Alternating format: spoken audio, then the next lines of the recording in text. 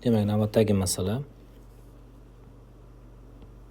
mishiyak 2S3 qo'shilgan nitrat kislota hosil bo'ladi. Arsenat kislota SO2, NO2 va suv ekan.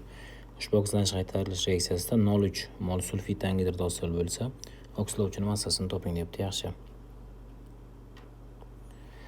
Demak, mishiyak 2 S3. Mana mishiyak 2 S3 ekan. Yaxshi. Nimalarga o'tibdi? Endi ion balans yarim reaksiyalar usulida tenglashtiramiz buni. Ya'ni mishiyak O4 ga o'tibdi va SO2 ga o'tibdi. Yaxshi. Demak, bizaga mishiyak O4 ya'ni arsenat anioniga o'tdi. 3- qo'shilgan SO2 ekan. 2 ta arsenat anioni, 3 ta SO2 ekan.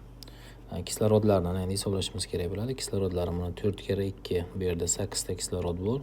3 kara 2, bu yerda 6 ta kislorod bor. Qo'shadigan bo'lsak 14 ta. 14 ta kislorodni 14 ta suv ko'rinishiga qo'shishimiz kerak bo'ladi. Demak, 14 ta suv ko'rinishiga qo'shamiz buni. Ana endi vodorodlarni hisoblaymiz. Mana bu yerda mana 14 ni 2 ko'paytirdi. 28 ta vodorod bor. Vodorodni H+ ko'rinishiga qo'shamiz. Demak, qo'shilgan 28 ta H+ ekan. Mishiyak 2S3 modda bo'lgandan keyin 0 zaryadga ega, suv ham 0 zaryadga ega. SO2 modda 0 zaryadga ega. Endi e'tibor beramiz. Chap tomonda 0, o'ng tomonda esa mana bu yerda mana -6 bor, bu yerda 0 bor, bu yerda +28 bor. Demak, 6 28, -6 ga 28 qo'shadigan bo'lsak, 28 dan 6 ni ayiramiz. 22 ta plus bor. Bu degani 22 ta elektron chiqib ketgan degani. 22 ta elektron bo'ldi. Keyingisi nitrat anioni bizda bor edi. Mana NO3- bor. Bu NO2 ga o'tibdi. Mana. Demak, 1 mol suv qo'shamiz. Shunda kislorodlar chapda 3 ta edi, bu yerda mana 2 ta va bitta 3 ta bo'ldi.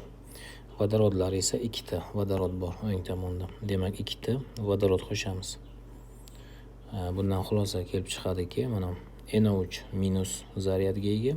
Bu 2 ta plus, mana bitta minus, 2 ta plus qo'shadigan bo'lsak, bitta plus qoldi. O'ng tomon moddalar to'liq 0. Demak, bitta elektron qabul qilgan ekan. 1 ga 22 deb yozamiz. Demak, 22 qo'yayotganimiz NO2 ni oldiga 22 yozdim mana. Nitrat kislotani oldiga ham 22 bo'ladi. Mishiyak 2S3 ga, mishiyak trisulfidga 1 bo'ladi. 2 ta arsenat kislota bo'ladi. 3 ta SO3 bo'ladi.